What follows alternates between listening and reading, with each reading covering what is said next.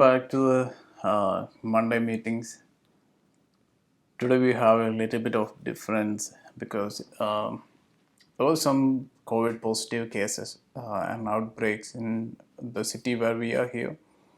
So they immediately called off all the personal gathering and all the organized gatherings. So we are not able to gather more than two people even at a home.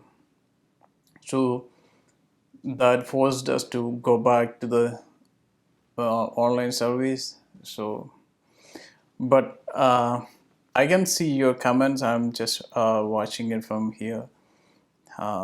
So whoever is commenting, whoever is joining with us, please just say hi, so that I'll be able to know whoever is joined with us.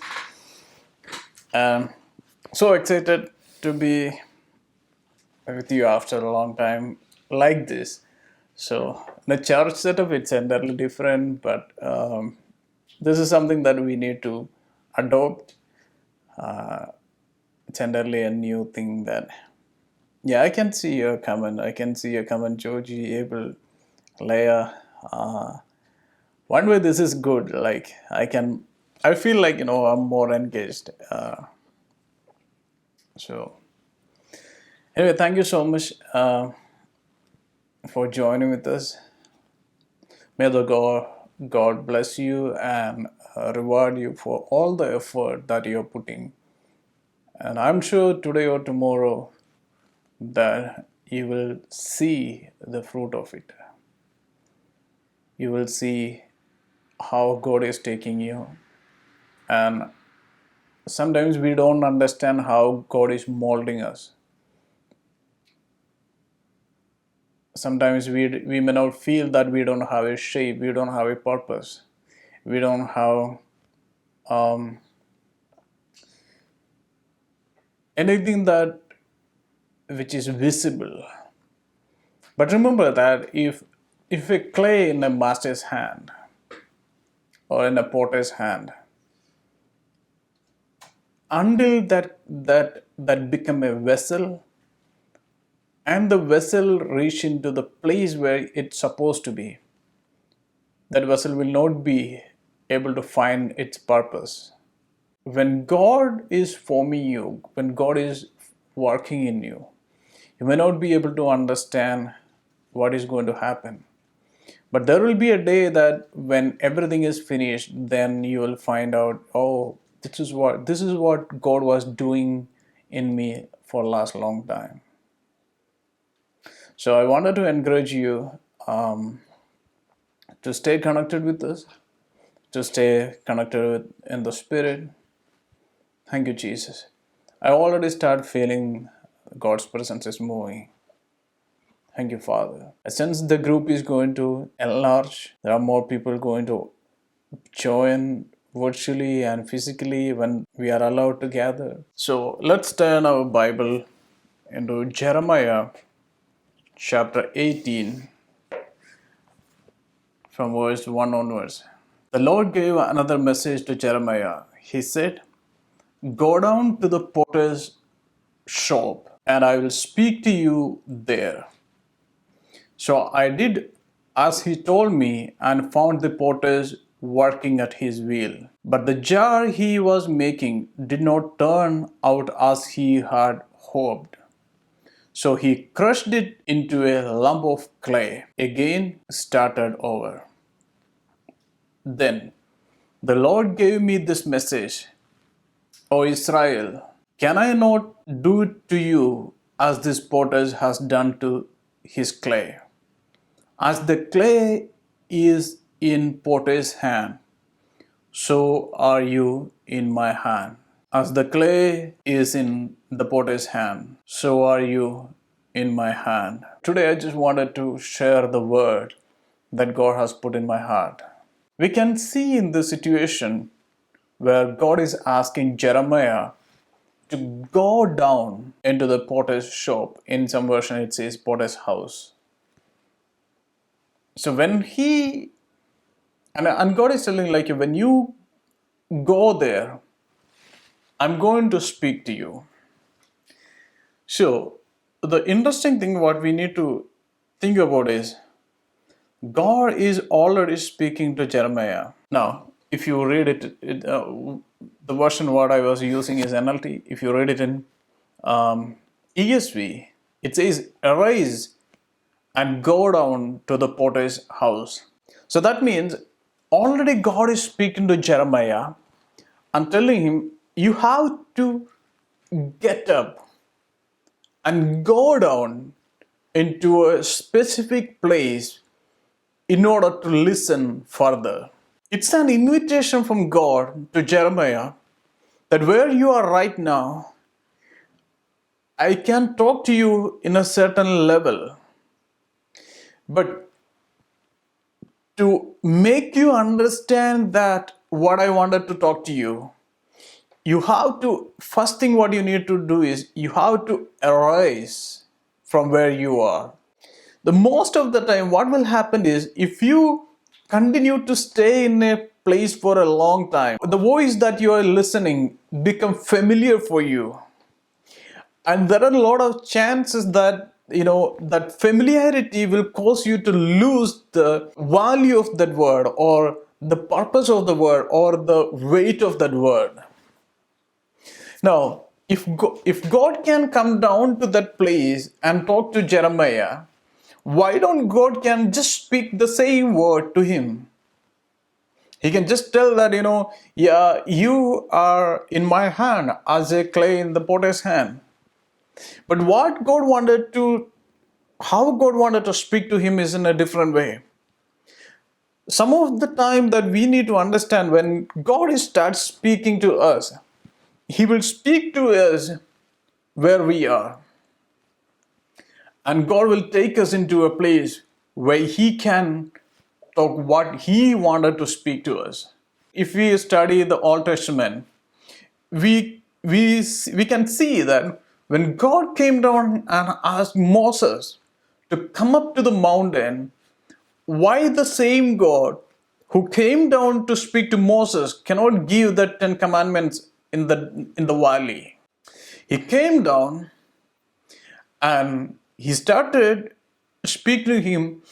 That means he was giving an invitation, come up. This is the place that I'm going to talk. This is the place that I'm expecting you to reach in order to reveal certain secrets. So here we can see the same thing, the same way when Jeremiah was, sitting somewhere, God is asking him to arise. So unless that you get up from that place and move to the place where I suppose I'm expecting you to come, you may not be able to listen to the voice that I wanted to speak to you. The problem is if God started speaking to us everything in the situation where we are, we take it as granted most of the time. We listen to the message in our comfort zone. The reason is we are so much connected to the comfort zone that is powerful enough to forget who is speaking to us. So God wants Jeremiah to come down to, and that place come down. So in the Old Testament, when God said Moses to come up, here God is asking him to come down into a potter's house. So that is what we have to be, in a way that we have to be flexible in the hand of God.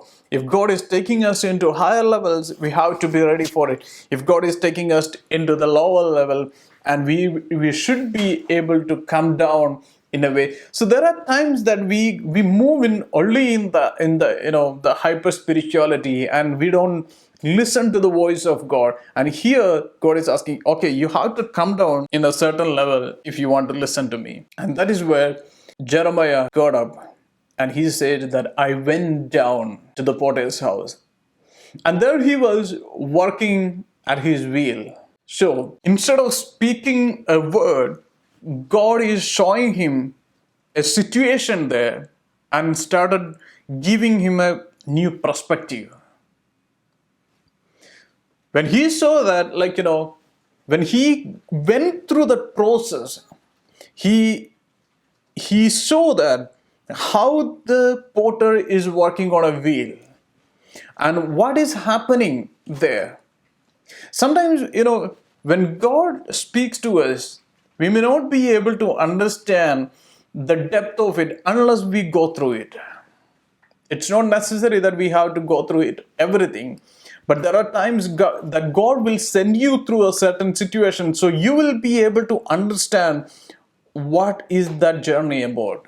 Now, if a person then who doesn't understand how a potter works and what is his mindset there, he may not be able to understand even if God speaks to them by voice.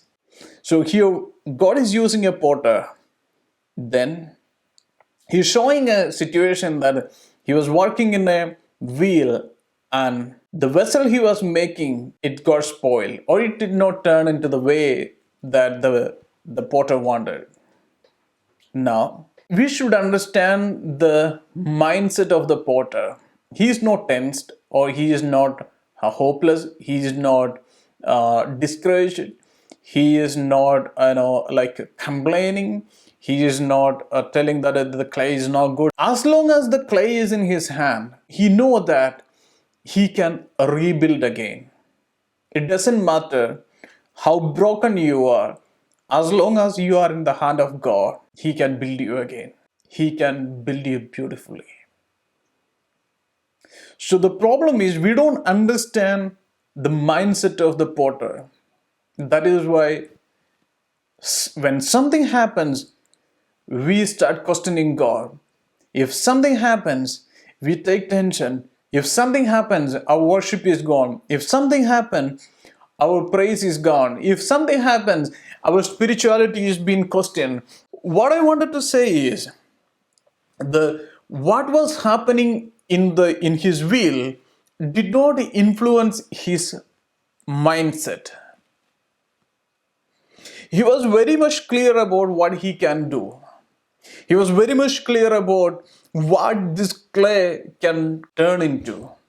Sometimes why God is not rejecting us, even though you feel that there is no hope for you, but God will not give up because He knows that this clay is good enough to rebuild again. If there is no hope, He will ask someone to change the clay. But why He is not changing the clay? Because He knows that irrespective of the shape, irrespective of the nature, irrespective of what is right now, He can build again. And this clay is good enough. And if you learn how the potter is choosing a clay, he is not looking into the shape, he is not looking into the beauty, he is not looking into the finishing. He just take clay from where it is.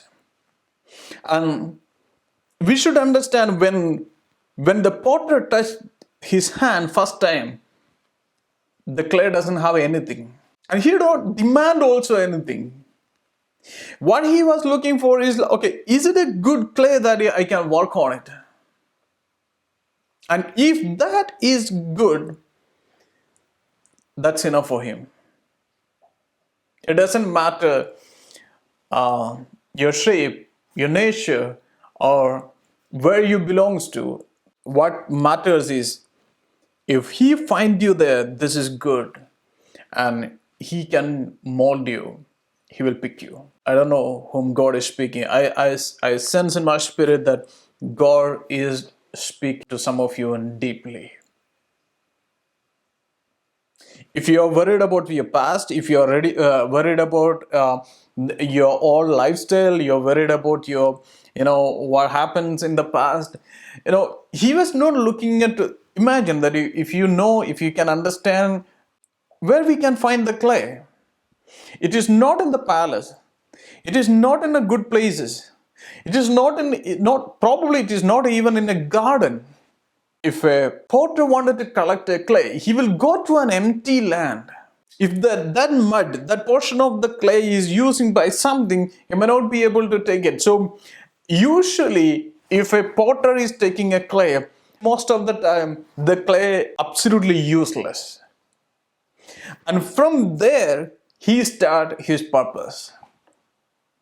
So the problem is when God started functioning, when God started working with us, working in us, some of the time we don't have the patience to wait until he finishes. Some of the time we have our own concepts, we have our own ideas, we have our own ambitions. We wanted to become like that, but who is designing, who is defining what you have to become? It's God, it's the potter. So it's not because of that we are qualified, we are in potter's wheel. It's because he chose us so that he can work in us. It's not that we are qualified to come to the potter's wheel. It's just because he found there is nobody is using this clay. There is no one is getting benefit out of it. It's a formless. It's a shapeless. There is no fruit in that land. There is no trees. There is nothing. It's really an empty space. That is where his eyes found. That is the beauty of our God. That is the beauty of our potter. When he see the clay, everybody sees that it is useless, but only a potter can see a good vessels out of that empty, useless clay. Imagine if that clay is taken from a particular area, how many people would have seen that? How many people would have walked through it? How many people would have said this land is like, no, yeah, there is no use.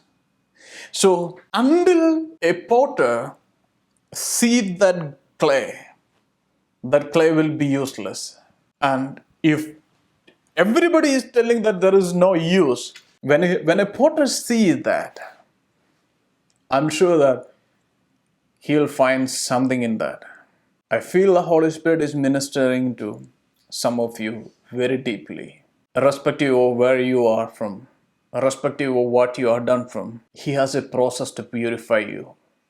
He has a process to qualify you.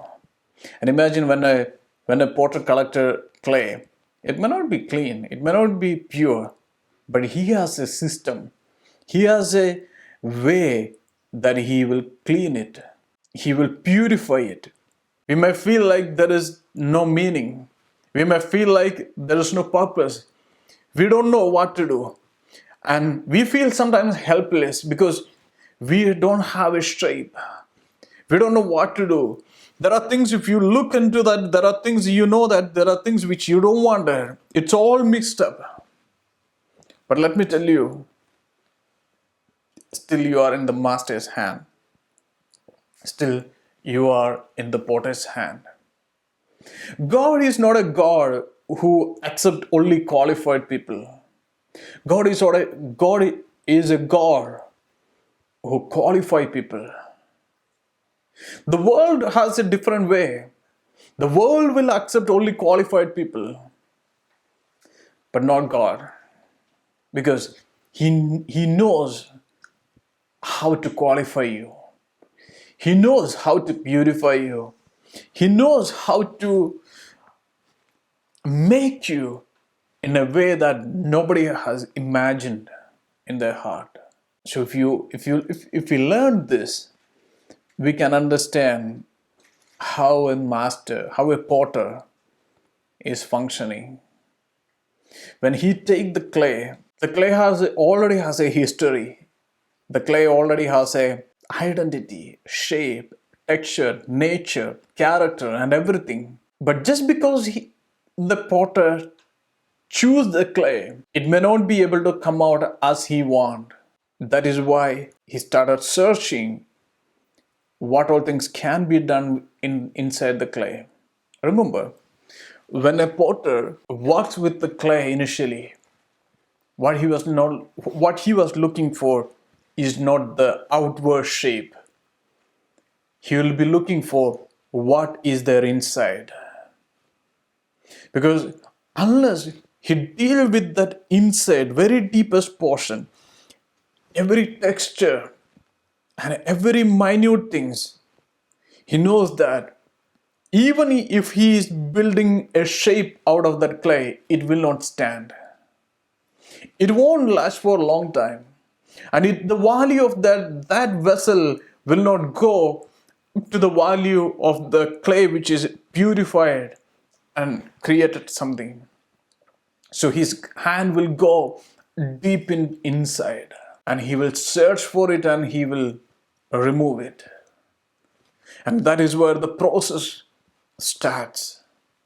That is where sometimes we may feel that we are not comfortable because his hand is going everywhere. His hand is going every secret parts of us. His hand is reaching everything that we thought everything is okay. His hand is going deep inside of us. And his hand is taking things out of us. And remember, when we are more focused for God to work outside of our life, he is more focused in work within us. Because he knew that the shape of a vessel comes from the purification and the mixing of a clay from deep inside, not from outside. And if you learn about these things, the beauty of it, the more the clay is purified and worked under the potter's hand, the more it becomes beautiful, and the more it becomes beautiful, the more it becomes valuable also. So some of us we need we need to reach in a certain place so fast, where the potter is telling like, no, I haven't finished with my first process.